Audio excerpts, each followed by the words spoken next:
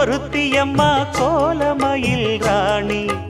ஆடி வரும் பூங்கலசம் அழகிருக்கும் மேனி தேர் நடந்து தெருவில் வரும் ஊர்வலமா ஊருலகில் அவளை போல பேர் வருமா நல்ல பளிங்கு போல சிரிக்கும் மனச பறிக்கும் பவள விரிப்பு